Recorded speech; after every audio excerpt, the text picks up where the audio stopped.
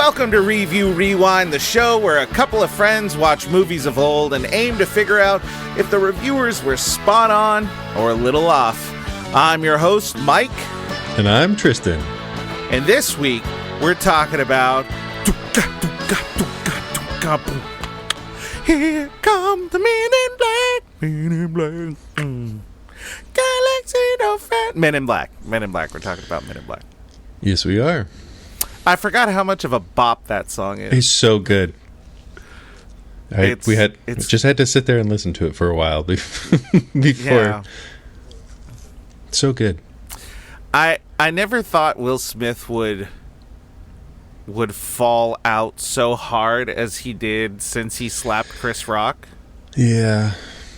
Like, that happened. His marriage was like way too public. All of those issues. And then, like, you know, the world is kind of falling apart. And he has a really big platform. And he's like, I'm not going to talk about anything. And now it's like, oh, yeah, but Bad Boys 2 is coming out. Or Bad Boys 7 or whatever. It's like, you know, I don't think I'm going to watch that one. I think I'm going to avoid it. I'm going to take what little power I have as a consumer and only consume those things that I think are okay. Mm-hmm. And this movie, we'll see. It is directed by Barry Sonnenfeld. So, how do you say that? How would you say that? So, maybe Sonnenfeld? Sonnenfeld. That feels a little right. Sonnenfeld. It's not field because it's missing an I. So I would say Feld. Sonnenfeld. Sonnenfeld. Anyway, too many produced by Steven Spielberg. Screenwritten by Ed Solomon, and the original comic, based on the original comic by Lowell Cunningham. Starring Tommy Lee Jones, Will Smith, Linda Fiorentino, Vincent D'Onofrio. Oh, that sucked. And Rip Torn. I practiced that one too because I knew it. Produced by Columbia Pictures, which is just Sony Pictures now.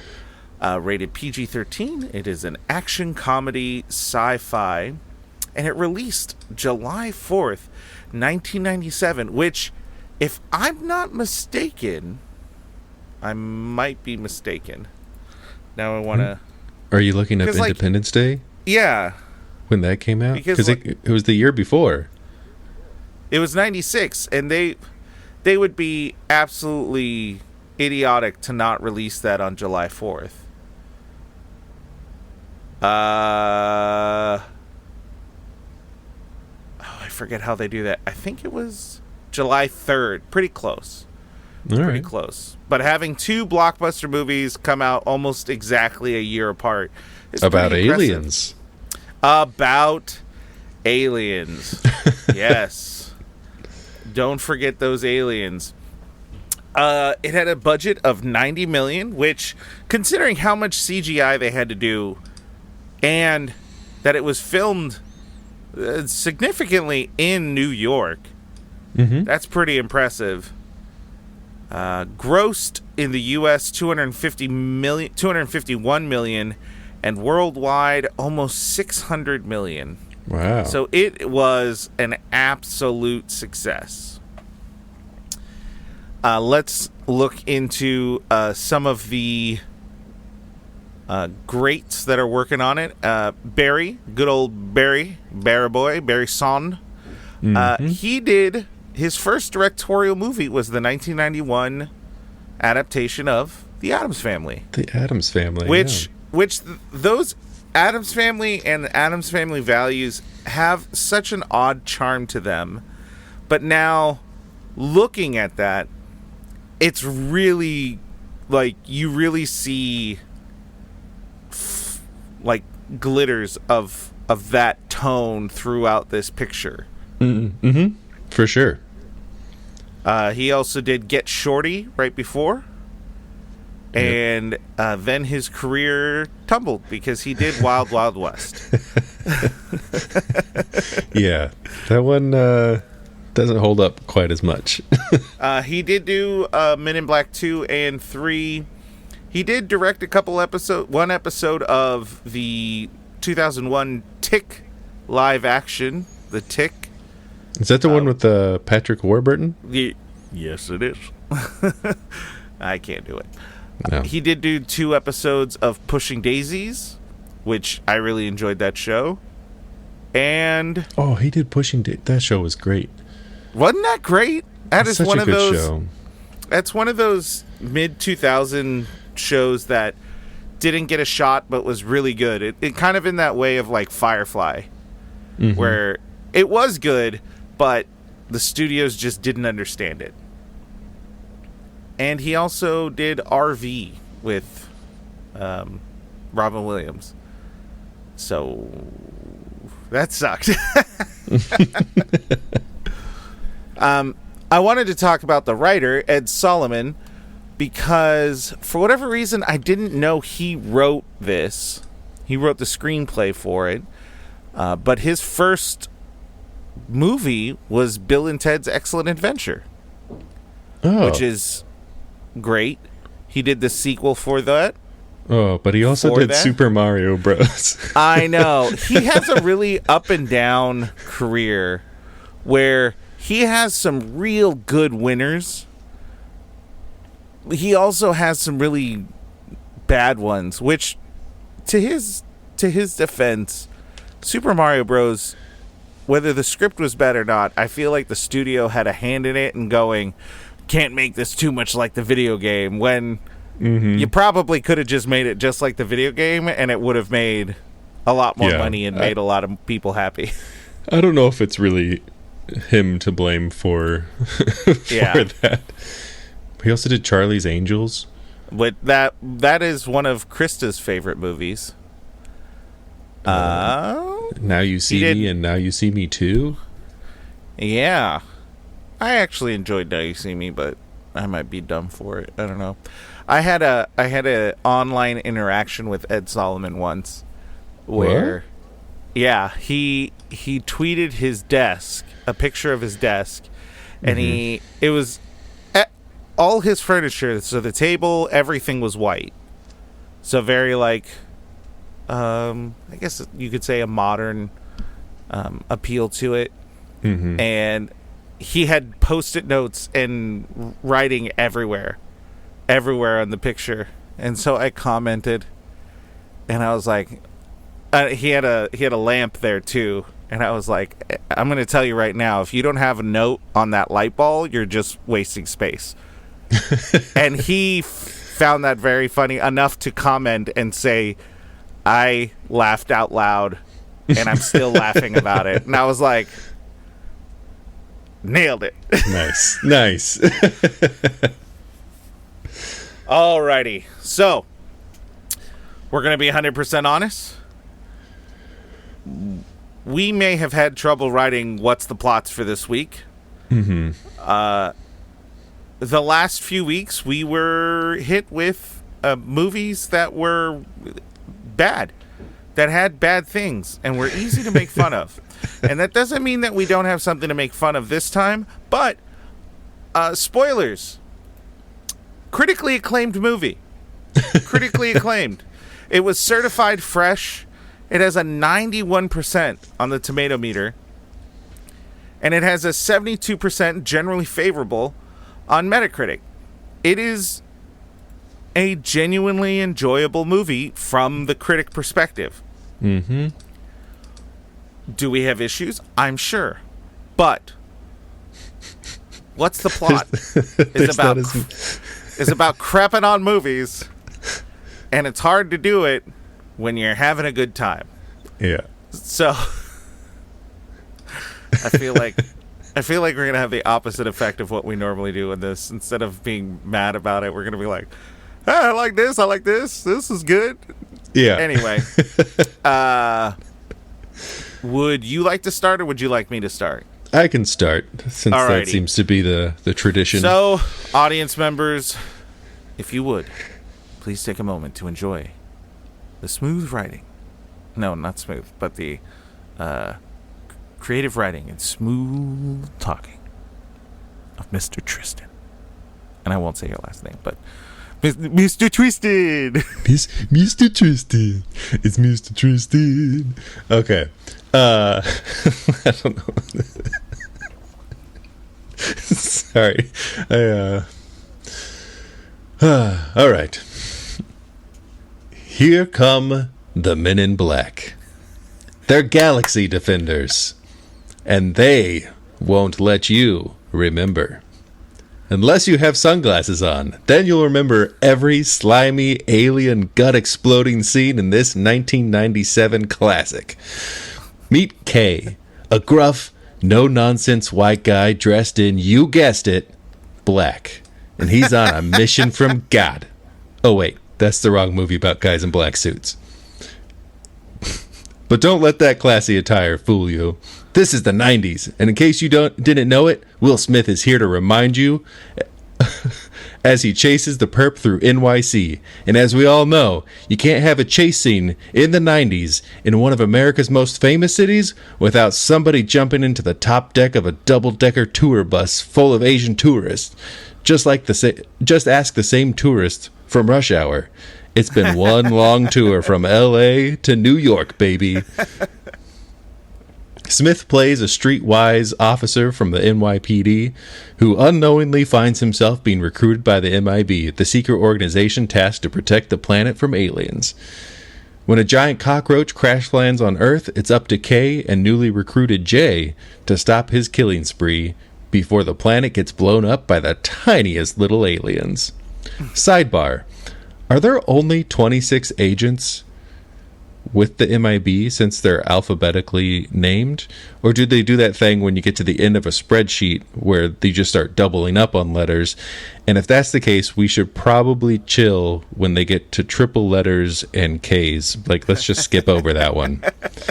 Anyway, let's not forget Vincent D'Onofrio, who plays a scumbag who gets killed and worn as a skin suit. I think that cockroach did that guy's wife a favor. Yeah. All right. So if you could just look into this light right here and...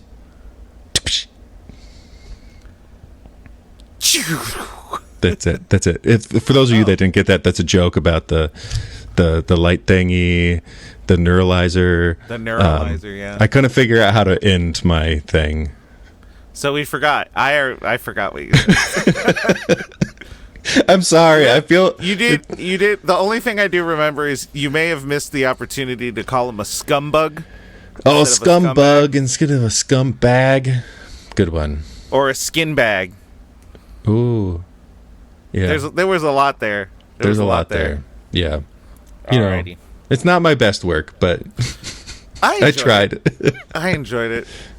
Also, I will get in some defense of the tourist bus and the chase. I always maybe I'm crazy. I always thought that chase was happening in LA. Well, it's New York. That weird building feels like a very LA building. Well, they very well could have filmed it in LA. Yeah, that's what I'm like. I think on they a filmed studio. that in LA. Honestly, someone. Yeah. Do they have, or did they have those tour buses in New York? That's the thing, because that feels really counterintuitive for the city plans. Like, that doesn't feel like a New York thing. That's, you know.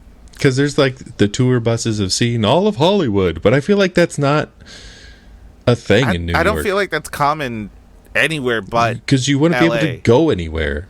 Right. You'd just be stuck in traffic all the time. Which is LA, but, you know, we digress. But it's a little different. Yeah. Alrighty. All right. Here we go. I'm gonna give it a try. Even though I struggled to write this, it is kind of long.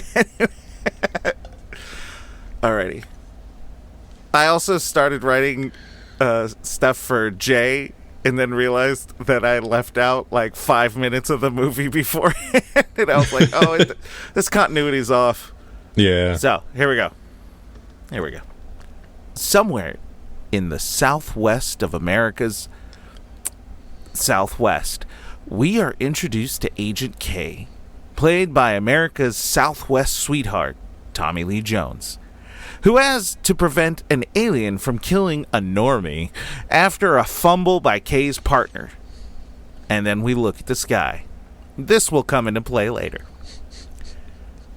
Meanwhile, in New York, 90s It Man Will Smith stars as Officer James Edwards, who apparently is a beat cop but can wear cool 90s clothes on the job. On an intense on-foot chase, Edwards chased down a perp who was able to climb up several-story building. Just climb it. Upon being confronted by Edwards, the perpetrator breathes through his eyes and then jumps off the building to his death. While trying to explain the situation to his superiors and making... Look, I'm not defending fat shaming in any way, shape, or form. I am a large man. I don't want to be shamed, but damn it if those jokes weren't pretty good. Kay intervenes and takes James to a pawn shop that James is already aware of. In an impromptu version of Good Cop, Bad Cop, James witnesses Kay blast the head off of Jeeves, the pawn store owner. When his head regenerates, James is finally introduced to aliens. James then takes a test that is virtually useless and accepts the role as an agent of the Men in Black. Look, I'm going to be 100% honest. This movie's pretty fun. It's hard to make fun of. Is it propaganda? I don't know, because it feels like every step of the way they kind of make the real law enforcement seem as stupid as possible. Is it propaganda for a pro-secret government agency to convince us that our government is good?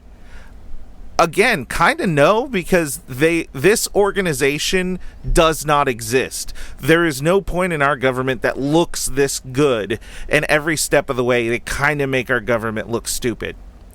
Hey, how about that Danny Elfman? The soundtrack is so bass heavy and it sounds so rad.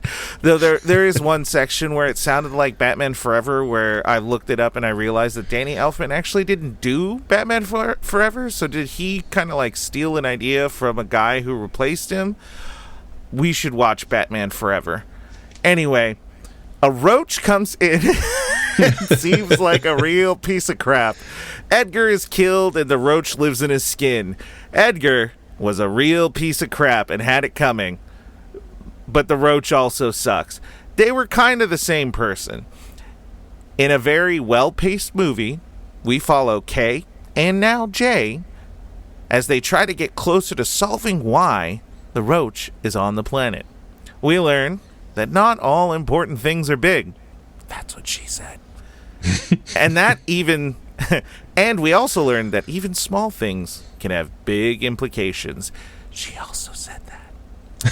It all ends with some great one-liners. Jay being a really dumb cop. Like, that's the worst part of the movie, is Jay somehow, in the mode of being a law enforcement officer, is very incompetent, though he has so much swag. And Kay being as smooth as the Vietnamese cinnamon coffee from earlier in the movie. Oh, Kay ends the movie by looking at the sky and frying his brain. The end. Very nice. I think you did a better job of actually summarizing the story that happens than I did. I think I just said a bunch of random thoughts that I had.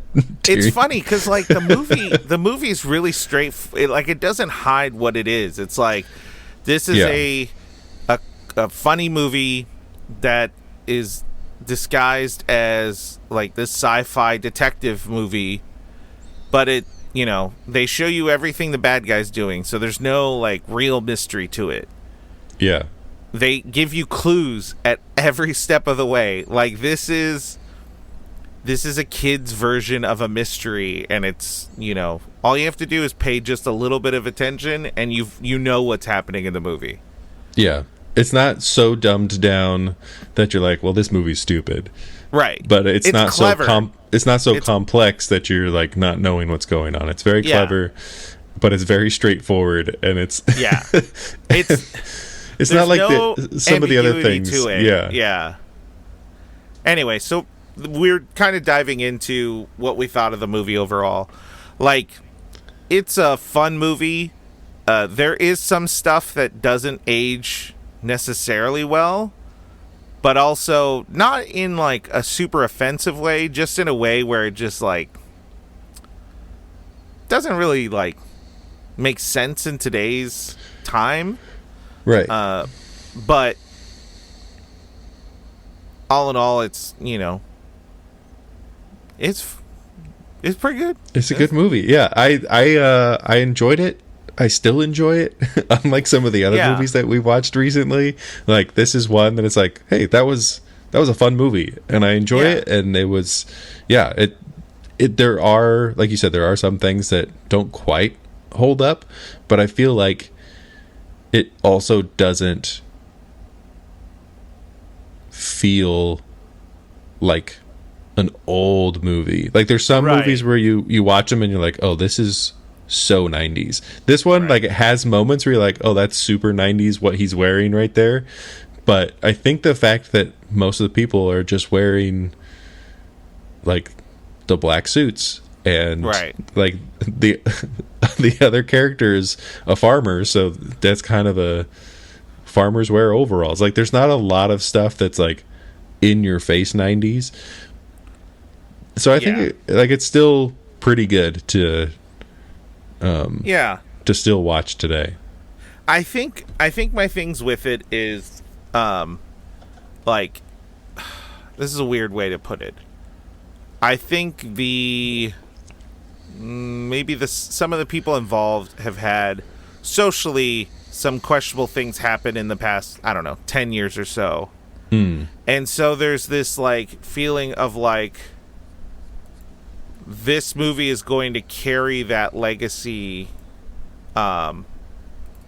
with them for whatever reason.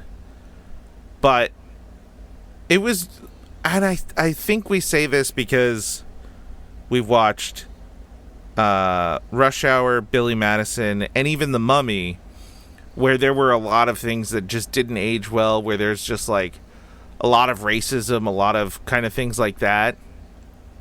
And this movie was generally inoffensive. Like, it just didn't really have anything that was like overly offensive.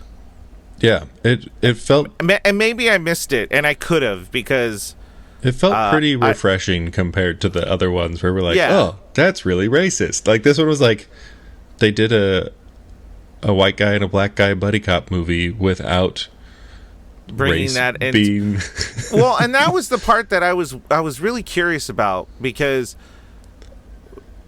some of the dialogue that Will Smith says feels very like, for lack of a better term, like Fresh Prince of Bel-Air, where, you know, he's that streetwise black kid kind of thing. But I don't know if those were like improv or written into it, because his delivery's so good where it almost feels like he's just kind of saying it. But I know it's probably written, and that's where like maybe the question comes in: did he help write those lines, or did they get it written? Was it written for him? That bears some weird questions, because Ed Solomon is a white guy. Yeah. So, but he delivers it in a really interesting way, and in the same way that like Tommy Lee Jones delivers it in his own way. It's almost like I would love to ask him if he wrote this with Tommy Lee Jones in mind. Yeah. Because his dialogue for him is perfect. It is so perfect for him. Yeah.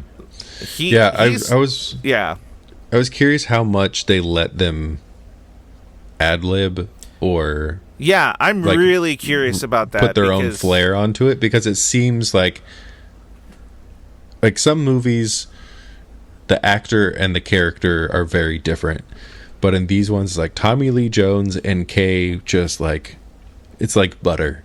Yeah. how well they mix together. And Will Smith, it really felt like it. I mean, obviously now we look at him and we're like, oh, that's Will Smith in this movie. Right. But I feel like I was watching the character Jay while also being very, very Will Smith in the performance. Right. But like the character and the person were able to work well together. Right.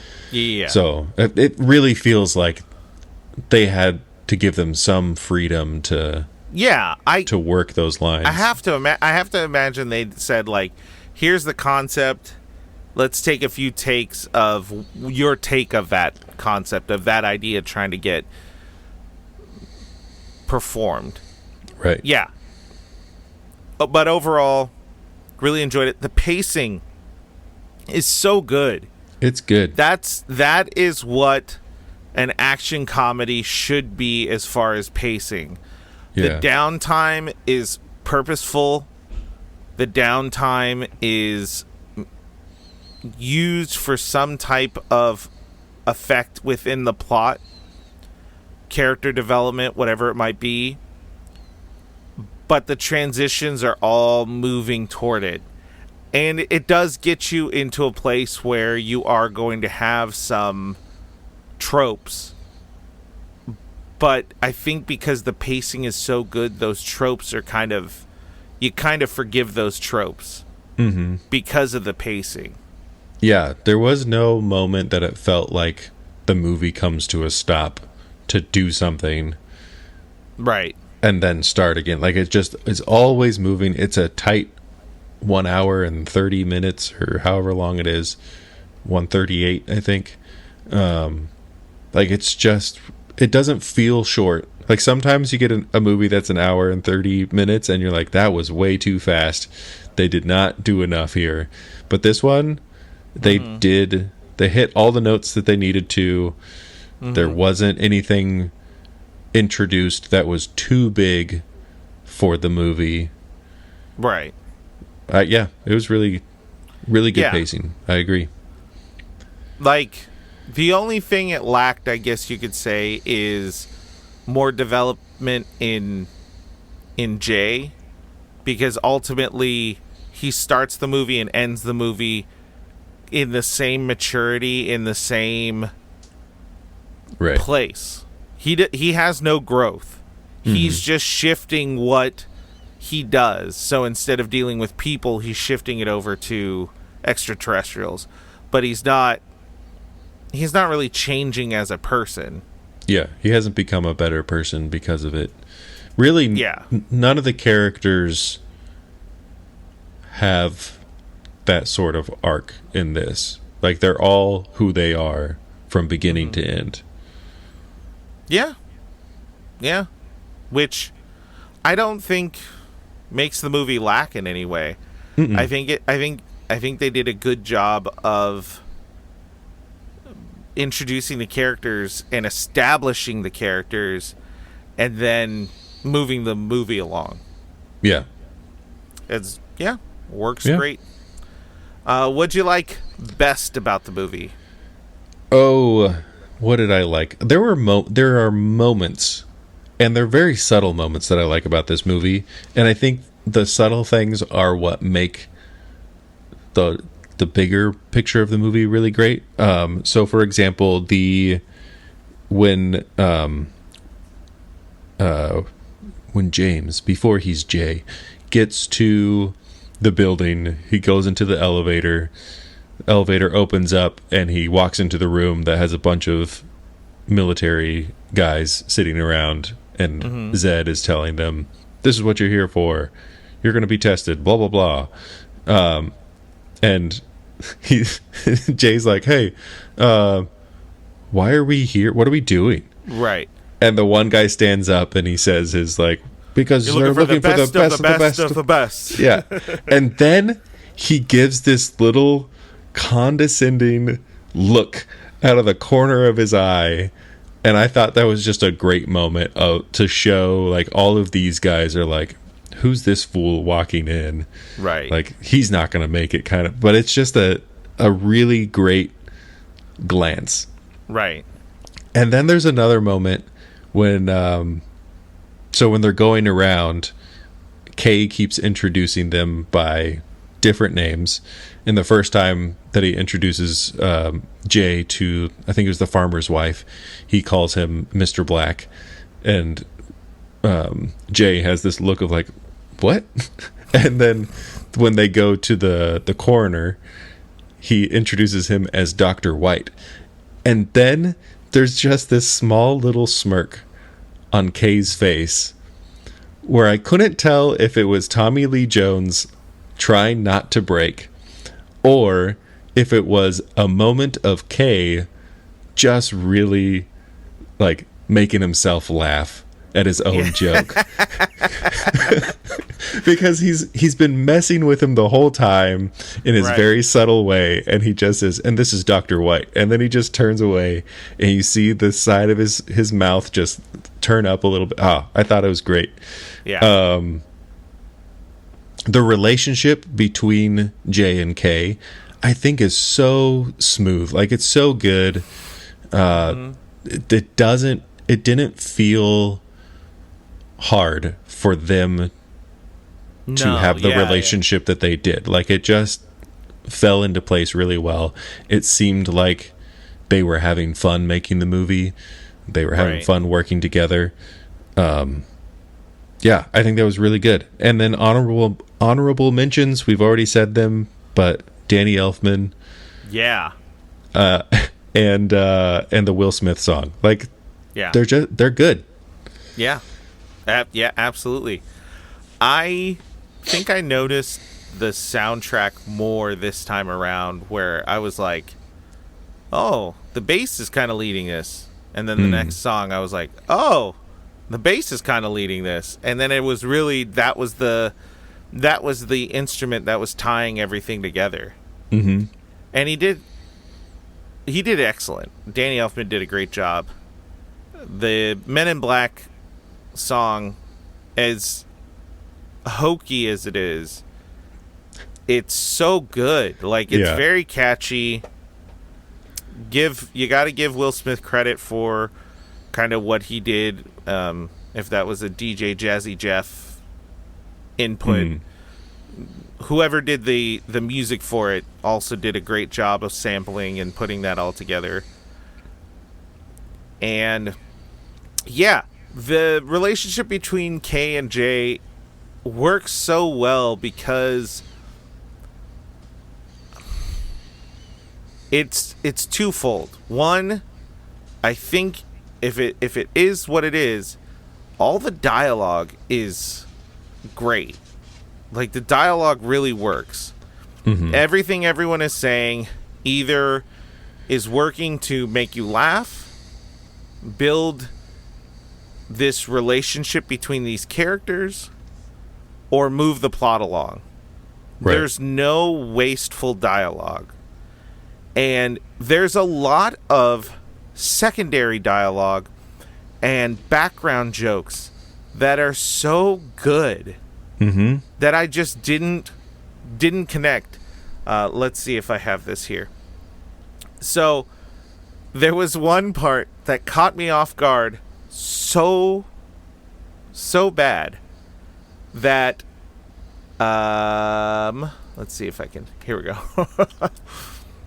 So this is when he shot the noisy cricket, and Kay is, yelling at him, and they do they pan over to some background actors or whatever, and we're shown these people. It's such a quick moment. It's so quick, but like, it got my eye so hard that I kept going back to it, and then I'm like, we have to talk about this. So we have 4 elderly people, 2 women, 2 men. There's a woman wearing like a dress, who, whatever it might be, elderly lady, and then another elderly lady who's wearing like a big skirt and a t-shirt, who just has a very funny expression. And then we got a guy on safari. Like, this guy. He has a pencilman mustache. If it was anybody else, I don't think we would have paid any attention to these people. I don't think so either. And then another elderly gentleman who just kind of looks like an elderly gentleman. Yeah, he's got his pants guy way is up high. Throwing me up so much. The other I mean, elder, he's got his sunglasses. I think those are sunglasses in his hands, but it looks like he's holding a pipe. Yeah, and he's just like, the mustache. Now what's going on here? Yes, exactly. Everyone's like, what was that? He's like, I believe that was a lion. Yeah. Like, I was so thrown off by it. And then it made me hyper aware of all the background stuff. And so I was just paying attention, and there's so many background jokes. There's so many things. Like, I had never, even though it's very obvious when Edgar, who is Vincent D'Onofrio's character, when we're introduced to him, great shot. So we have an exterior shot of this house, just the farmhouse, farmhouse out in the outskirts of New York, apparently. And we hear his dialogue, and he's just talking about, like, what is this food? Why are you taking it away? Is it poison? It is poison. You blah blah blah blah blah. And then the perfect setup of, the only thing that I've got in this life is my truck, and then it crashes in. But it's amazing that the pacing there of having essentially a static shot of the house with this inside dialogue was perfect. No one's really acting. There's no facial expression. There's no one to catch on to. You just have this scene, and then you can see in the distance the little light forming, which is the spaceship crashing down. But it's one of those things that you don't really see those scenes that often in movies. And it was such a good choice. I gotta say, like, Barry did, I'm gonna call him Barry because I'm not gonna try to say his last name. Barry did such a good job directing it. Like, the directing in this was really good. And, you know, you haven't been a part of the show the whole time, but we've got a few seasons where we've watched a lot of different movies from a lot of different directors, and we've realized that, you know, a lot of the really good directors that we know and love have weird director tropes that sometimes don't help movies, or, like in George Lucas' case, not necessarily the best director. And in Rush Hour, and it didn't feel like it was directed. It just felt like it was like, okay, say some stuff and we'll film it. And Billy Madison, you know, some of the shots were fun, but it was, you know, not the craziest thing ever. And then we got this. It is like a great directed movie. Yeah. I think the actors are doing what they're supposed to. The visuals are doing what they're supposed to. You have a lot of, like, really thoughtful choices throughout the film. Yeah, and I think we don't do this often enough because we're often talking about the directors and the writers and stuff, but I think it is a moment, especially talking about, like, the framing of that scene and that whole thing. Like, we got to talk about the director of photography just for a moment. Like, I looked it up. It's Donald Peterman, and, like, I don't think movies, and maybe this is something that we can talk about a little bit more if we're paying attention to it, but, like, the cinematography, like, the director is giving the scene, but the director of photography is making that visual come to life. Yeah, and absolutely. So, like, I think that direction from Barry, and then the execution from Donald are, like, really great. I think that scene was probably the one that stood out the most. Like, there's good cinematography throughout the whole movie, but, like, that scene, like you said, it stands out because it was just framed up so well. The timing was really good. The tension of watching the thing fall out of the sky, as what Edgar is saying, is getting more intense and, like, more heated, and it just, like, the whole scene has tension, but it's just a still shot. Yeah, which, we really don't see. And, looking at his catalog, he's got Star Trek 4, Voyage Home, Planes, Trains, Automobile, Point Blank, Mr. Saturday Night. He did their first work together was Adam Family Values, and he also did Get Shorty. And then kind of his last big one was How the Grinch Stole Christmas. So, those are pretty good films that have a lot of great visuals in it. And so, having the right team is so important. I know we don't say that enough we don't really talk about that because I guess we're so distracted by the bad things sometimes. Yeah. That when the stuff is supposed to be there, it works. Right. And speaking of it works, the CGI is aged. You definitely see where the CGI is, but this, and did we say ILM did Mummy, right? Or is that wrong? I don't remember. I forget ILM... who. Oh no, they did Jumanji. That's who we were talking about. But ILM did it for this movie, and even though it looks aged, it's still really good. It has such a good balance of real, practical, and digital, but the digital isn't so distracting. It really is very effective. The spaceship crashing, that's all CGI, but I bet the truck crashing is a bit of practical effects. The tentacle scene where the Reggie's wife is giving birth, right? That is practical for a while before it becomes CGI.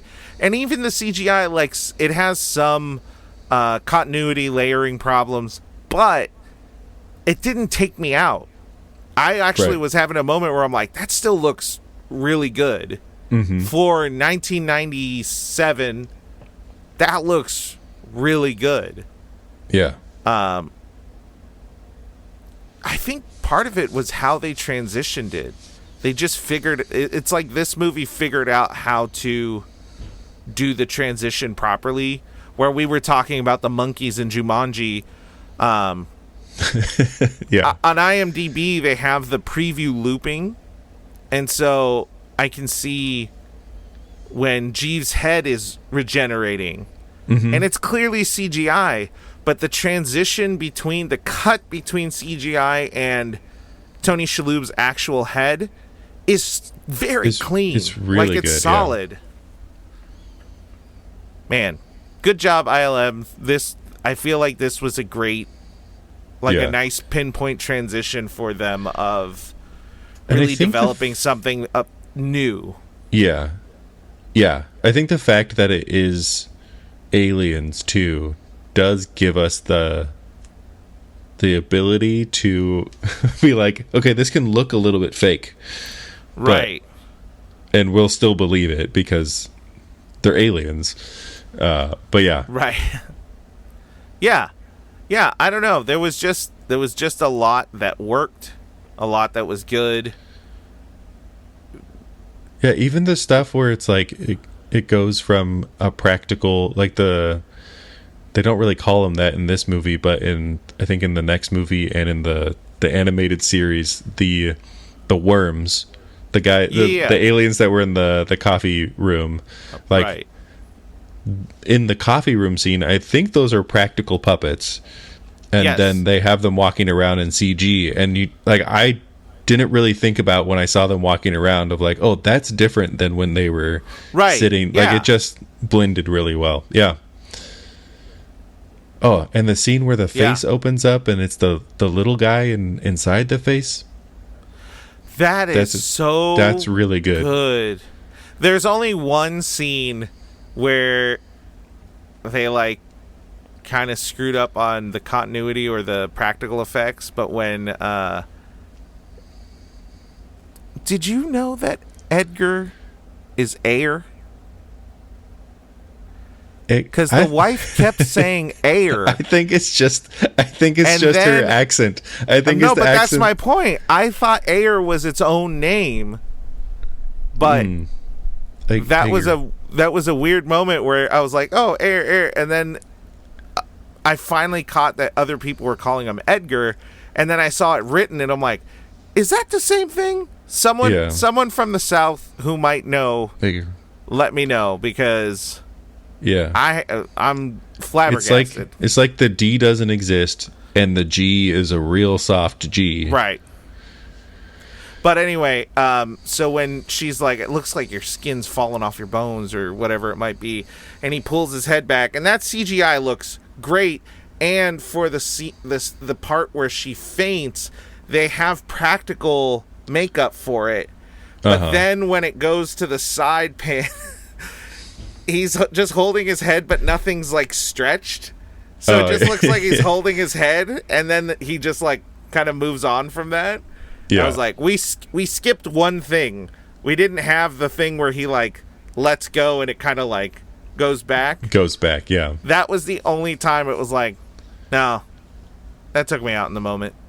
Yeah, but that's okay. Oh, speaking of that, his the makeup department for his character throughout, where he starts off looking like a little bit deformed, but then as his like body is decomposing through the movie, it's so subtle, but then like it just keeps getting grosser and like weirder and believable as it goes on. Like that was a really cool, really well done like makeup for Edgar. Yeah, it's believable. Mm-hmm. The makeup, everything is believable. Like, it makes sense. It isn't just kind of like random. Like, it makes sense. Yeah. And if you look at it too long, you start getting uncomfortable because you're like, oh, like his mouth is looking really dry. Oh yeah, because he's just got dead skin falling off of his mouth. He's literally just skin. Yeah. Yeah. I feel like there was just a lot of good things in the movie. So, what did you like least about it? What did I like least about it? Okay. So there was it wasn't as bad as other movies that we've watched recently, but there still was a level of like sexist attitude toward Laurel. Was that her name? Yeah. Laurel? Yeah. And that was like, it didn't make me as uncomfortable as other movies have. Because she's the straight man in it. Yeah. Because she makes the comment, like, in that interaction, Jay is a friggin' idiot. Like, he's just a chauvinist idiot. Where, like, in some defense, she did make her eyes very, like, seductive for a moment. But then after that, it was very clear that she was not being that. Mm-hmm. Like, that was just that second, and then she was out of it. But he kept going, and then she makes a point of saying, like... Yeah, she calls him out on it. Yeah. Any point a woman shows any type of sexual independence or something like that, a man goes, whatever it might be, and... It was like, yeah, exactly. He was out of line. He was wrong. Yeah. Like, he was bad. Yeah, but it was weird. The weird part was, like, yes, she calls him out, and I think that's what helps it not be as bad. Right. Because the worst moment that he has talking to her is the moment that gets called out. But there are other moments that were, like, a little bit more subtle and not as called out that were like, why is that happening? Like, that's a little bit weird or so I think it's worth mentioning, but it's like compared to like Rush Hour and Billy Madison, like it's not nearly as crazy as those. Let's see, what else did we have? Okay, there was a scene, it just felt weird to me when when alien Edgar pulls the cabbie out of the cab, throws him to the ground, grabs the seat beads and throws those, and then he grabs one more item that was like this little crown shaped thing and throws that. And for some reason, to me, that felt very targeted. And I don't know. Roach is a racist. Yeah. Did you not know this? Like everything else was just like, oh yeah, he's just throwing stuff out to like make room or like whatever. Yeah. But it felt like that one thing that he threw out, I was like, wait, is this a moment here that is like not a good moment, or am I reading too much into this? And I can't tell. Yeah, I definitely think there are a lot of moments like that where maybe someone better than us would be able to explain it. If somebody understands the symbology of this moment, like let us know. Yeah, there were definitely moments where I was like, I'm uncomfortable, but I don't know why. Yeah, I can't quite identify it. Like, there was a little bit of that between like Zed and Jay, but also if you put a different actor in Will Smith's role, like if you just made it white guy, the lines still work. But because they have like the kid and the I don't think they said boy. That would have been striking. No, but they called him Tiger Jr. Tiger, which again, it's a hit on his youthfulness. Right. So I think it's that like boundary of like, I don't want to be called these things, and then everyone is clearly breaking that boundary. Which is built into the story. So I guess it's that uncomfortableness of like, hey, that one guy said don't do this, and then everyone's doing it. And now everyone's doing it, yeah. So, it isn't that big a deal. Like, I didn't have any moments where I was outright like, oh boy. It was just, there were a bunch of scenes where I was just like, Yeah. You can tell that this movie's better than other ones when we're like nitpicking very small details. Yeah. Well, like even it's very funny of just like taxi drivers, and Tommy Lee Jones is like, not as many as you think. Yeah. Like it feels like I think our point could be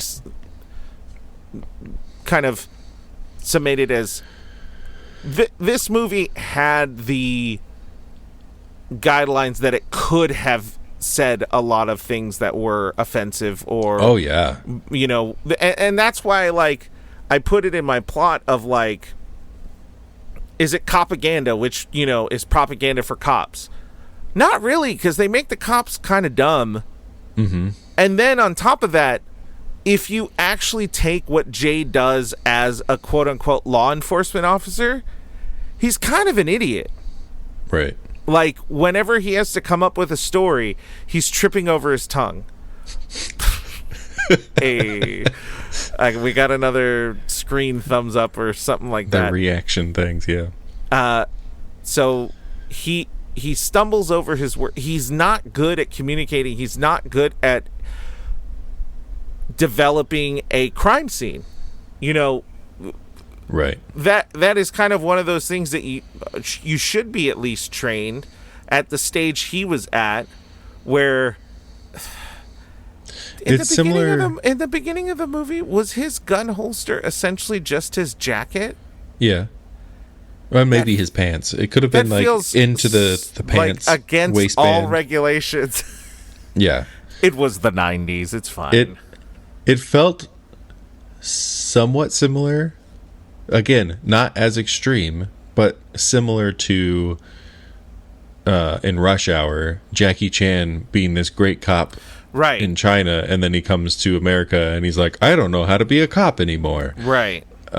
There were a few moments of that where it's like, wait, hold on. And then is it like this movie had an opportunity to be propaganda in some way, shape, or form for the government, but ultimately it felt like the MIB, you could question. Well, I guess I'll say this: in this particular movie, as we are presented with the MIB, they are a fully functioning organization that seems to have the respect of the universe, because the aliens are like, yeah, sure, we'll do this. We'll go ahead and, figure out whatever it is. And they seem to take care of everyone. They're monitoring them a little bit, but I don't really know how to feel about that, because they're right. If the information of these aliens do get out, those aliens are now at risk. Their lives are at risk. I will tell you this: the MIB's what's it called? Customs process seems a whole lot better than America's actual custom process. Their citizenship process seems a lot better than the actual, like, they're like going and checking in on people who are doing things that they're not supposed to be, like the Reggie and his wife, they're leaving because she's pregnant and giving birth, and so instead of being like, hey, we got to take you in, they're like, oh yeah, let's help you out, like let's take care of this. And even at the very beginning, Mikey, was that the alien, like, that was going smoothly, and they were having a very, like, just, hey, let's talk about this conversation. So they were very, it's not like they were just going around blasting aliens. Right. Well, I was actually about to say that, except for Mikey, if you really pay attention, Kay only uses his gun at the end of the movie. He never uses his gun. Well, and to shoot Jeeves. Right. But I think there's also there's a cheat there.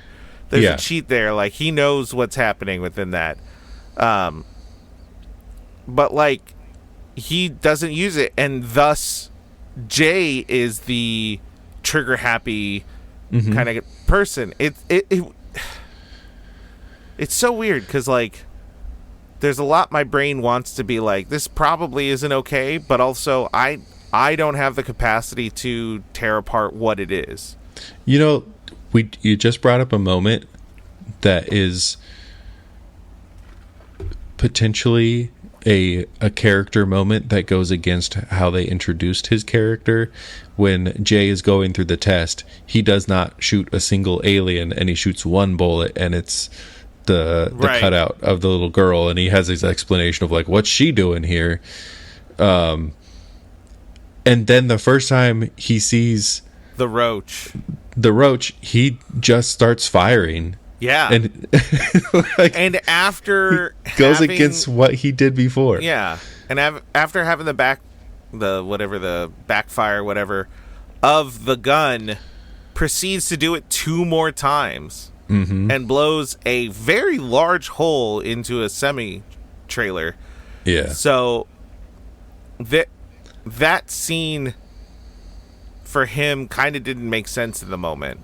But also whatever does at the same time. I don't know. It's a weird thing. A couple more things that I noticed, again, very nitpicky moments, but at the very end, the roach gets exploded, and there's guts everywhere, and then they show back up to the office or the outside of the building, and they're perfectly clean, not a slime on them, but Laurel is still, like, smudged with dirt and grime from falling into the tree. Like, she looks a mess, and the two of them are just like, yep, nothing has happened to us. We're totally fine and perfect. Just another Monday, guys. And then like the fact that Kay hands the keys over to Jay on his second day. Yeah. Yes, he helped save the world from being exploded by tiny aliens. But it's only his second day. He still has no idea what he's doing. He's still pretty unhinged. Yeah. And he's just like, yeah, you're good enough to replace me now. I'll see you later. Yeah, technically, it was like 3 days because of the weird time thing, but Yeah. Whatever. Yeah, that's yeah. Yeah, there was some continuity stuff. There was, little things that happened that you're kind of like, why? Why did that happen? But nothing too egregious. The pacing of the movie kind of hides a lot of that. You don't have enough time to pay attention to the plot holes and everything that's going because it's just moving along, which is good because every movie has plot holes, and if you can keep the pacing going so that you're not thinking about the plot hole while the movie is going, you're probably doing a good thing. Yeah. Alrighty.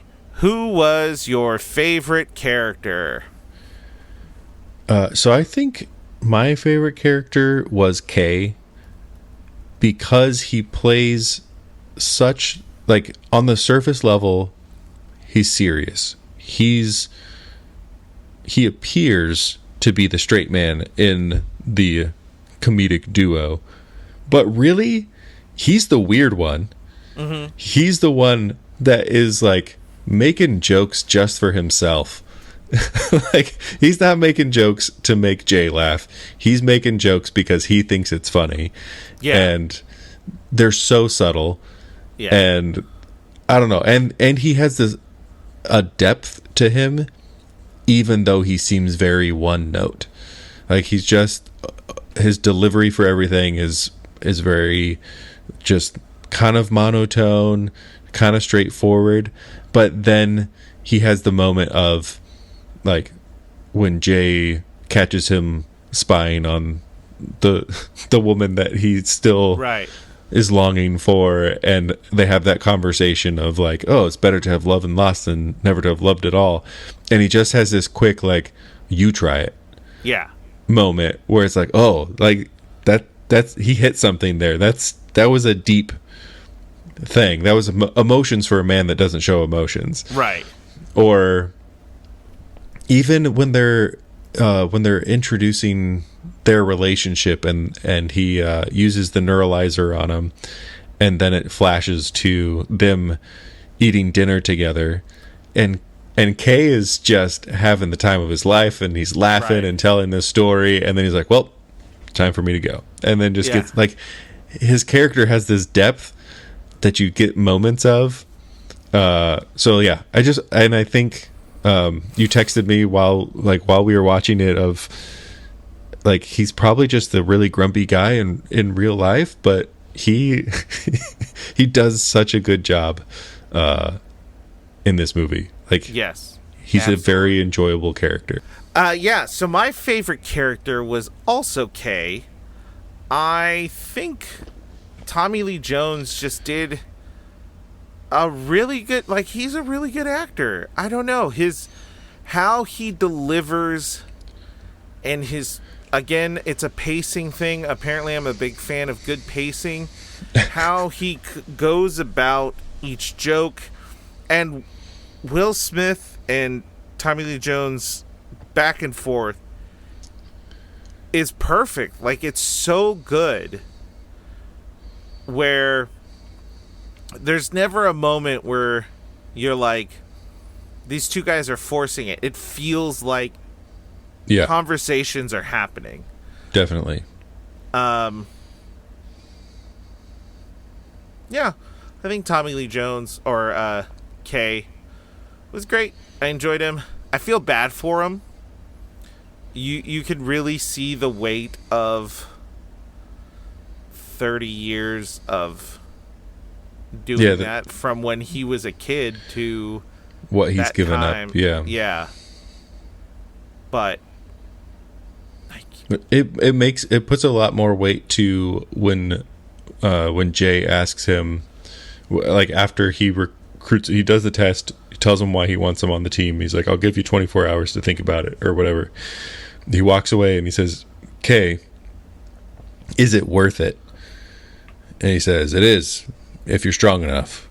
Right. And he walks away. But then you like look at how he is reacting throughout the rest, and how he's like the things that he's dealing with. You realize like, oh, he feels like what he has done has been worth it, but he's also feeling right, like he's missed out on other things. And I think too, you really are hit with his character's built in a way that, like, he's really good at his job. He's very authoritative, but at the same time, to me, it never really seems like anything he's doing is to control anyone or to hold any weight around anyone. He just genuinely seems like he's looking out for the good of everyone he's working with. Yeah. You know, like with Reggie and everything, he's like, at the end of the day, they weren't where they were supposed to, but they also were like, hey, if you need to go, go. Like, do what you think is best. We just want to make sure nothing's happening. Like, we want to make sure you're okay. That's what it feels like. Yeah. It feels like he cares. Yeah, which feels weird, having seen some of the films we've seen where we're supposed to be rooting for the good guy, but ultimately, like, the good guy never feels like they care the right way. Right. Like, all they're caring is very self-centered in itself, and this is the first time we're really getting, like, a character that feels like they are trying. The neuralizer bit, questionable, but at the same... I almost feel like the neuralizer is a joke within itself. Like, oh, yeah. Like, the fact that every time they walk away from something, there's a flash what they do. behind them. Yeah. I do. Yeah. So we're just going to move on to the lines. There's so many lines in this movie that are really, really good. What was the one I was thinking about? When, which is like the little flashy thing. How many times have you done that to her? Once or twice. A couple times, yeah. A couple times. And then he's like, how many times have you done it to me? And then he's silent. Yeah. Have you done that to me? Jay, I need to know. Yeah. What else? I know you called it out as being disrespectful to the guidelines that or the boundary that he set up, but the fact that he's like, all right, here's the thing. Right. Nobody called me kid or sport or anything, and just immediately he's like, all whatever right, you say, Slick. And then just for the rest of the movie, it's the joke. He says it, fine. And it's like the fact that he's like so quick that he was able to do it is good. It's funny. And then when they go to the farm and they're like, hey, just hang, like don't be in a rush, make her like think a little bit. And then she's like, are you with the FBI? Are you guys joking or whatever? And he said, are you here to make fun of me? Are you here to make fun of me? We at the FBI don't have a sense of humor that we know of. Like, such a good, so good. I like the when they neuralize her and he does the thing, he tells this story, and then I'm going to read through it, but and that weak-ass story is the best you can come up with. Yeah. And then, hey, on a more personal note, Beatrice, Edgar ran off with his old girlfriend. You're going to stay with your mom for a couple nights. You're going to get over and decide you're better off. And then he's like, see? I did it. Every time that Kay has to kind of like what's it called? Not compensate. But he he goes along with whatever it is that Jay is trying to do. Compromises. He's always just like, is that to your liking? Yeah. Make it give essentially you have someone you need to make a new memory of, and then Jay looks at him and he's like, make it a nice memory. Yeah. Yeah. Yeah, it's all quick, it's all right there. And I have to say, like, a lot of the good lines are that back and forth. I think this is the first time in a while where we had the question of jokes. You know, there weren't other movies, there weren't good jokes. These are moments you're supposed to laugh at, but there's no actual joke. This movie had jokes. Yeah. And it had a lot of jokes, and it had a lot of really good jokes. Yeah. Like, I don't suppose you know what kind of alien life form leaves a green spectral trail and craves sugar water, do you? Oh, wait, you know, that was the last answer on Final Jeopardy last night. Alex said. Yeah. Or them, when they push the button, they're going through the tunnel, they go on the roof, and he tells them, like, buckle your seatbelt. He doesn't do it, and he, like, lands on the upside down on the roof, and he's like, you know, Jay, you're just so tense, you gotta relax. And he's just driving, puts singing on Elvis. Yeah. But that is a joke in itself, that we've had this character that who's been so serious, but you put on some Elvis and he just turns into a kid. Like, he's just really enjoying it. And that is partially the joke, and partially that Tommy Lee Jones is honestly so perfect for comedy. In this, I almost want to say it's the Jeff Daniels effect. So when Jeff Daniels first got hired on Dumb and Dumber, the studio did not want him. The studio wanted another comedian. Jim Carrey wanted a serious actor. And so Jeff Daniels said he was never trying to play funny. He was never doing jokes. He was never playing funny. He was just playing a very dumb man. So he was acting as a very dumb man. So everything he did was, what if I took seriously this dumb person? Right. And in this movie, he's very funny, he's very sassy, but everything is very done straight. Like, it's very serious. I know this is a weird way of putting it. Have you ever read Batman comics? A few of them, yeah. And if audience members, if you've never read a Batman comic, Batman in the comic, so Batman didn't really become like super dark until the 80s or so. It was always a little more lighthearted. And even after he got very dark, which is more of what the Batman we know now, he was very sassy. Like, he was a very sarcastic person. But he always did it very straight. Very, like, serious Batman. But when you hear some of the things or read some of the things he says, they're very, like, sarcastic one-liners or whatever it might be. Right. This is what I think that's supposed to be. Where he's saying like normal stuff, but like that joke of, no ma'am, we at the FBI have no sense of humor that we are aware of. That's like a joke, but it's also not a joke. Right. Like, he's trying to give the situation what it is. I don't know. It's a weird thing to get hung up on, but either way. Yeah, it's delivered as like, no, we're not here to to joke around, like we're here for serious business kind of thing. Right. But the way that he says it, the delivery is like, oh, that's funny. Like, yeah, it's so quick. It's so it's so dry.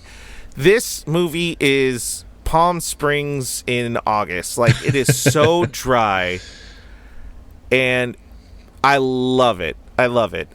You know, this crap. This movie's great. Yeah. It's a good movie. It's interesting. I don't remember if I said this earlier, but they kind of play each other, like they play the straight man for each other's jokes in some way.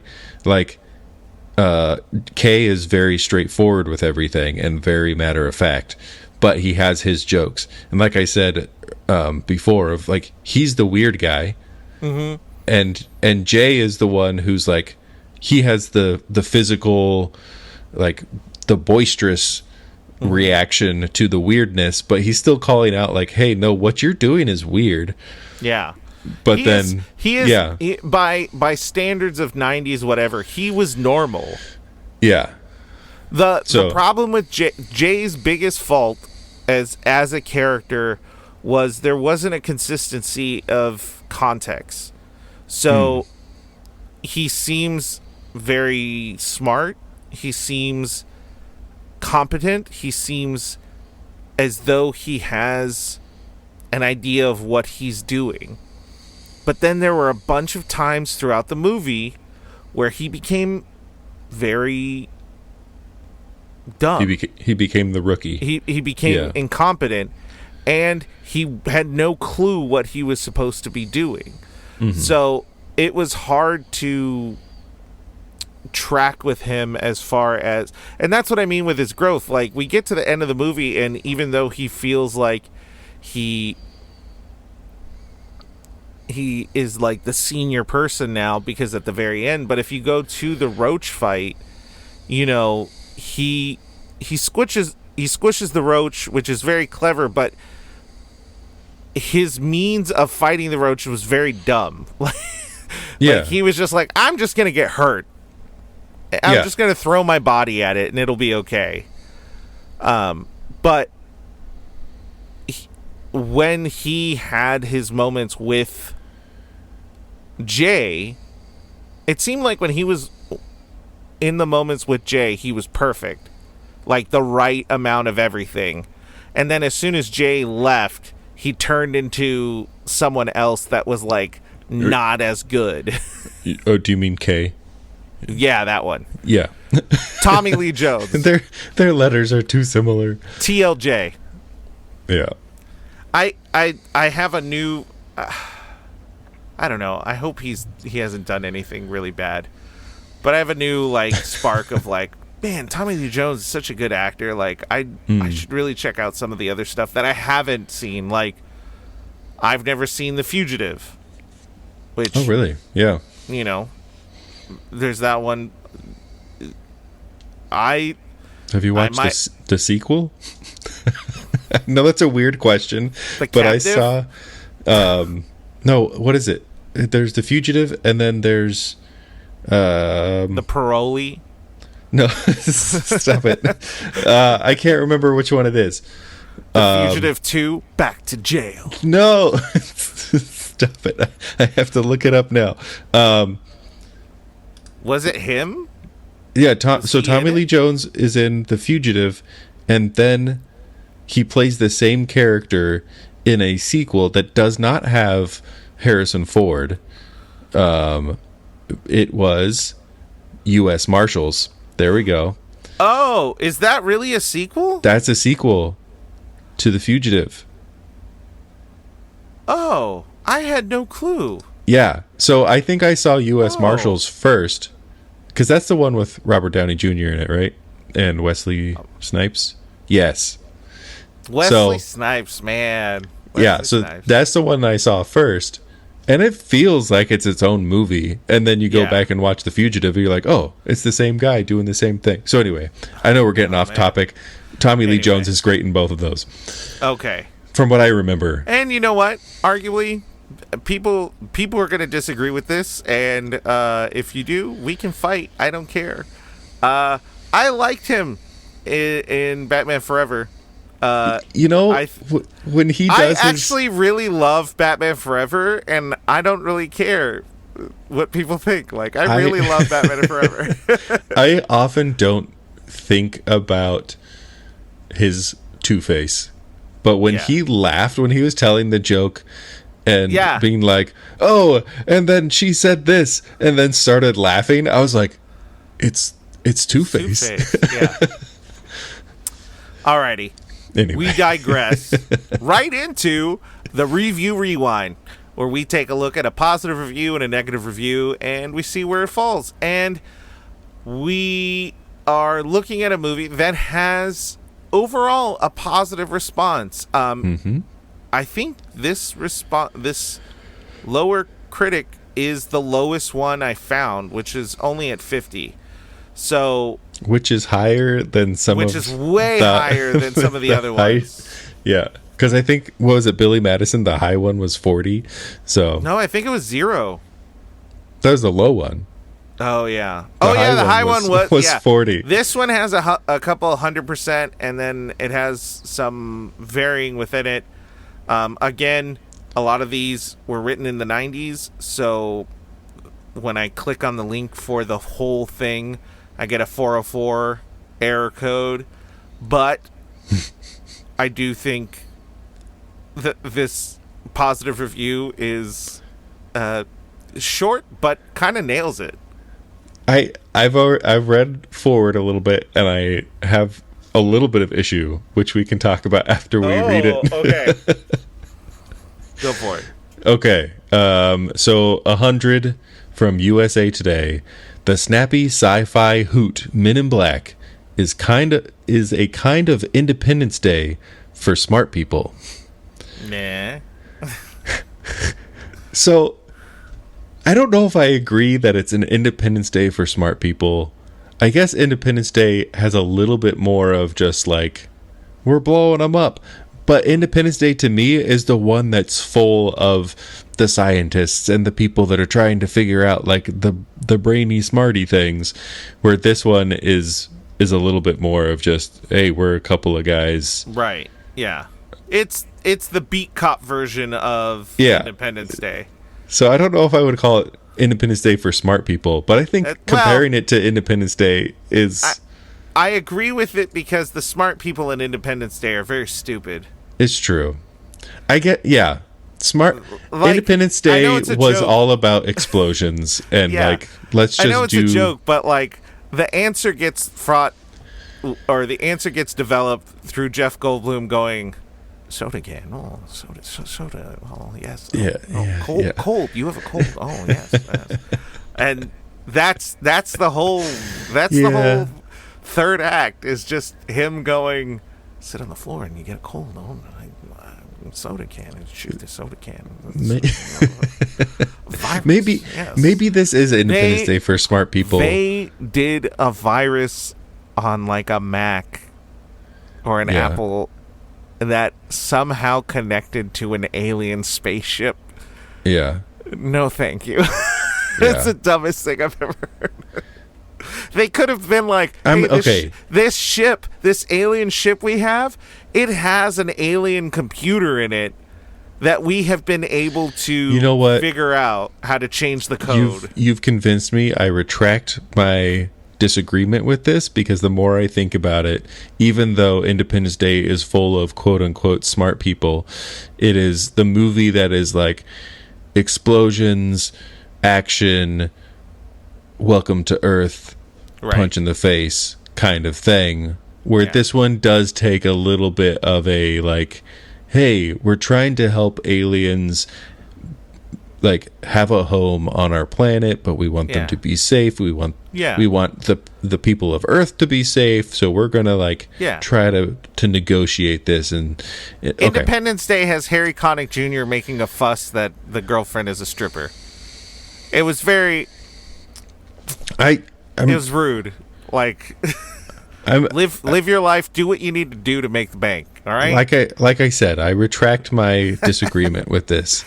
I just want to get back to my virus. Alrighty. Oh. The San Francisco Chronicle gave it a 50. Summer fluff that admits to being summer fluff, but it's no better off for admitting it. Intended as lightweight comedy, but if you think about it too much, it's not so funny. I really wanted more, but I couldn't get it because I want to know what they're saying. Yeah, I want to know what they're thinking too much about. Because maybe they're wrong? Or, what am I missing that if you think... Because I've tried to think about it too much. Yeah. Where I was trying to take it to the extreme. And, I think you can say that for the second one and the third one, because in those movies, you are exposed to the organization so much more, and you really find that there are holes in the system. It is not this utopic system that we have found in the first one. But that world doesn't exist in this first one. We are just basing it off this first one. Yeah. And it seemed pretty good to me. I don't know. The only thing that I can think of, taking it to an extreme, and if we're trying to see, is this movie telling some form of commentary on the world, the only thing that I can reach for is talking about immigration and that kind of thing. I mean, it starts off with illegal immigrants being brought across the line, and so that's and makes a point of basically being it's not that big a deal.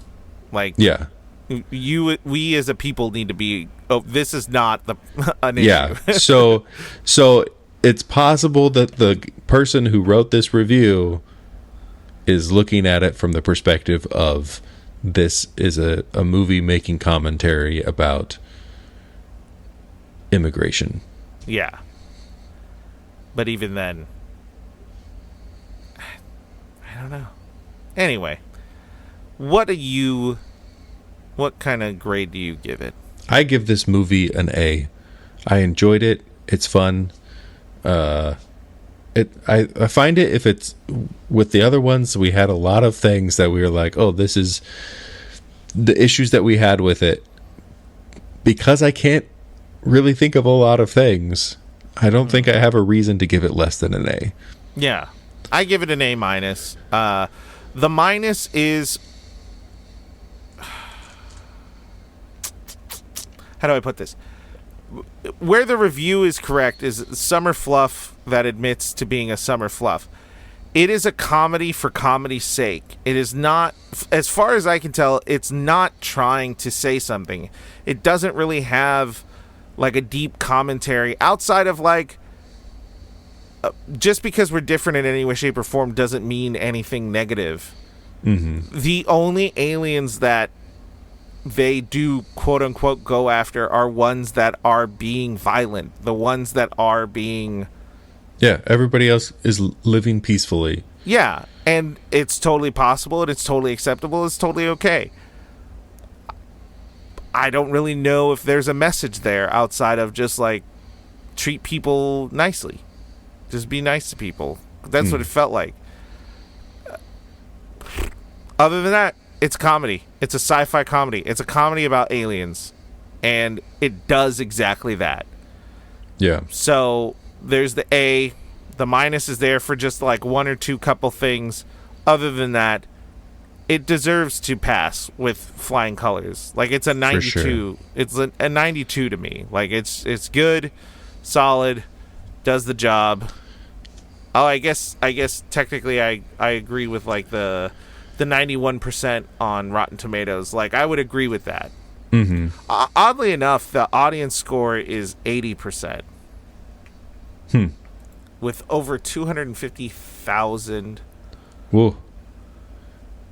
That's a lot of responses. Did you have a moment when the worms were leaving the MIB headquarters and they were and Zed was like, hey, don't you blah blah blah, and then they yell at him in some alien language that it felt like they were tiny Sebulbas. Yeah. I do. The worms were funny. They get progressively worse as the series of movies go along. Oh yeah. But as long as they didn't interact with anyone, they were pretty fine. I just decided to look at some of the actual audience reviews and looking for like the lower ones. Why would you do that to yourself? Well, here's the thing, because I was like, maybe they saw something that we didn't see, but I'm gonna go ahead.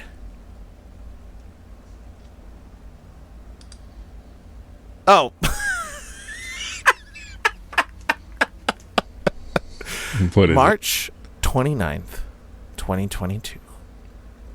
For a review of Men in Black. I am ashamed of Will Smith. His behavior was appalling. I am absolutely disgusted that his actions went unchecked at the Oscars 2022. So somebody went to this movie to write. So they review bombed. Yes. They review bombed it. This one is good too. February 13th, 2022. 1-star rating. Paul Rudd was not in this movie. That's the best review. It's so good. Did you know that, this is off topic, did you know that at Barnes & Noble they have Scott Lang's book from Ant-Man? Oh, do they? I didn't. Yeah. No, I hadn't seen that. I saw it, and I was like, Paul Rudd came out with a biography. Why would Paul Rudd have a biography? Like, I feel he's a nice guy, but I don't know if he's that kind of thing. And then I looked at it closer and I'm like, Scott Lang? Who's Scott? Oh.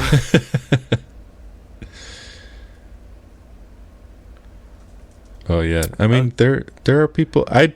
Here's the thing. We're diving into a part of the world where audience reviews are sometimes just, this movie's stupid. Well, this one just says, this fish was confusing as heck. So I think they maybe meant film for whatever reason. Yeah. But anyway, one thing that I learned that you could do on IMDb is look at what other people, what someone who has left a review, you can see what else they have reviewed, and it's a really good way to tell if you should listen to what they have to say. Oh, good. I'm not gonna. There was one that I did recently that I was like, those are the movies that this guy likes. No, I will not, and I'm not gonna say names of movies or anything, but it was just movies that I don't agree with being 10 stars. They have reviewed The Room 200 times, all 10 stars. I don't care what you say. That movie's great. This is so good. Anyway, we're off. We've fallen off the wagon. Gone off Sorry, the rails. Folks. We will be back next time, and we had fun. So here's what I'll say: you should watch it. I like to give a little bit because I have a couple kids. I probably wouldn't let them watch it until they're like 12 or 13, simply because even though the CGI is dated, that roach is kind of scary. It's spooky. There's a lot of like guts and stuff. I watched this movie when it came out on VHS for the first time at my grandma's house, which I don't know how we got away with that, but we did. And we watched it, and I was fine. I was okay. And then I had the worst nightmares about that stupid roach that night. Like, horrific. I was so scared. But I remember watching the movie thinking nothing of it. But then, I guess having the time to think about it, I was really perturbed by that roach. Subconsciously burned in. I am going to give my children just a little extra time. But all in all, yeah, it's fun. Yeah. It's fun. Yeah. And then we have Coke can. Anyway, I don't know why I think Jeff Goldblum goes like... Because he kind of does. He does. He always like... You can't see it in the... You can't hear it in the video. This is not a video medium, but he always like rubs his fingers like this, like he's a little fly. Uh-huh. He's the fly! I just connected it. There it is. So, from me to you and your family on this joyous holiday of Christmas in May. I don't know when it is. When does this come out? A couple weeks. I don't know. May you have a Merry Maymas. May the Men in Black never visit you. And may you always rewind your reviews. And if they did, you wouldn't even remember. You wouldn't. They probably did come to visit. We just don't know. Okay. Bye, everyone. Goodbye.